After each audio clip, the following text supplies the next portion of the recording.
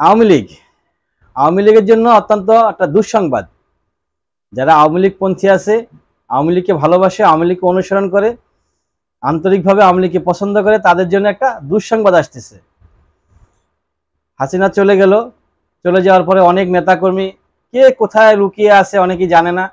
বড় বড় কিছু লোক তারা পালিয়ে গেছে, দেশ ছেড়ে আগেই চলে গেছে, বা পরবর্তী পর্যায়ে হয়তোবা মিডিয়ার মাধ্যমে জানতে পারতেছে যে কিছু লোক 5ই আগস্টের পরেও কিছু লোক পালিয়েছে, এবং অনেকেই অ্যারেস্ট, কারাগারে আছে, রিমান্ড চলতেছে, বিভিন্ন ধরনের সাজা হচ্ছে। তো মাঝে মাঝে শেখ হাসিনা বা বিভিন্ন জায়গা থেকে, অজ্ঞাত স্থান থেকে আওয়ামী লীগের ভেরিফাইড পেজে অনেক ধরনের তথ্য আসে, এবং এটা দিয়ে আওয়ামী লীগের লোকজনগুলো তারা একটু সাহস পায়, একটু উৎসাহ পায় যে আমরা আবার ফিরে আসব। শেখ হাসিনা বললো চট করে এই দেশে ঢুকে পড়বে, তো অনেকের মনে এরা সাহস জোগালো যে হাসিনা চলে আসলে তো আমাদের আবার সেই আগের পজিশন ফিরে যেতে পারবো।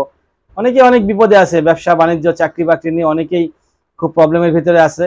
তো তারা হয়তো এই প্রবলেমগুলো সলিউশন হয়ে যাবে। কিন্তু এখন যে ধরনের কথা আবার জয়, সজীব ওয়াজেদ জয় যে কথাগুলো বললে, এতে আবার হতাশ হয়ে যাওয়ার মতো কথা, অত্যন্ত হতাশ, খুবই হতাশ।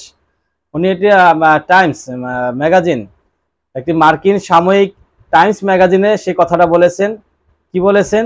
তার কথাটা হচ্ছে মা নির্বাচনে অংশগ্রহণ করবে কিনা সে ব্যাপারে তিনি এখনো কোনো সিদ্ধান্ত নেননি। এর আগে কিন্তু বলছিল সে নির্বাচন করবে, খুব শীঘ্রই দেশে ফিরবে, দেশে এসে নির্বাচন করবে, যত দ্রুত সম্ভব আপনারা নির্বাচন দিয়ে দেন, মা নির্বাচন করবে।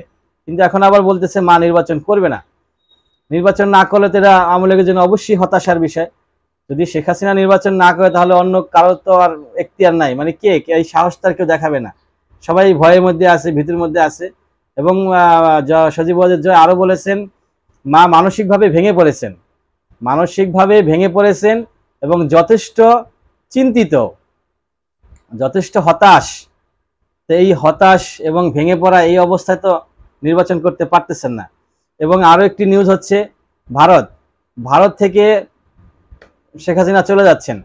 কোথায় চলে যাচ্ছে সেটা কনফার্ম না, তবে আরব আমিরাতের কোনো একটি দেশে যাবে এই ধরনের আশঙ্কা করা যাচ্ছে। অনেকেই বলতেছে দুবাই যাবে। তো কোথায় যাবে সেটা আসলে এখনো কনফার্ম না, যাওয়ার পরেই এটা বোঝা যাবে। কারণ মিডিয়ার ব্যাপার স্যাপার, কখন মিডিয়া কি বলে না বলে, কারণ এই তথ্যগুলো তো সরাসরি আমরা পাচ্ছি না। আর শেখ হাসিনা তার বলে না যে আমি চলে যাচ্ছি, কোনো কল রেকর্ড যেগুলা ভাইরাল হচ্ছে, ফাঁস হচ্ছে, ওখানে সে কোথায় আছে, কোথায় যাবে, এই ধরনের কোনো কথা পাওয়া যাচ্ছে না।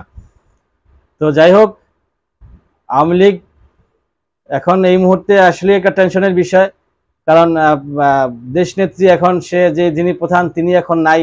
বাকিদেরকেও আমরা জানি যে কালকে যে ভাইরাল রেকর্ডটা হইলো, সেখানে যুগ্ম আহ্বায়ক, গোপালগঞ্জের যুগ্ম আহ্বায়ক, সে বলল যে এখান থেকে অ্যারেস্ট করা হচ্ছে। তো গোপালগঞ্জে অ্যারেস্ট করা হচ্ছে, বাংলাদেশের বিভিন্ন জায়গা থেকে অ্যারেস্ট করা হচ্ছে। তার মানে এটা বিএনপি আওয়ামী লীগের জন্য অত্যন্ত দুঃখজনক খবর। তবে আওয়ামী লীগ যদি ভালো হয়, ফিরে আসে, মির্জা ফখরুল ইসলাম আলমগীর তো বলছে যে তাদের নির্বাচনে আসতে আমাদের কোনো আপত্তি নাই, তারা নির্বাচন করতেই পারে, এবং শুধরানোর জন্য বলছে। অনেকেই আমরা সমন্বয়কদের কাছে এরকম শুনি, যারা যদি পরিশুদ্ধ হয়ে যায়, শুধরিয়ে যায় সম্পূর্ণ 100%, তাহলে তারা নির্বাচনে আসতেই পারে। জামায়াতে আমির বলছেন যে আমাদের তো তাদের প্রতি আমরা ক্ষমা করে দিছি, তারা যদি ঠিকঠাক হয়ে যায়, পরিপূর্ণ শুদ্ধ হয়ে যায়, ভালো হয়ে যায়, তাহলে নির্বাচন করতেই পারে।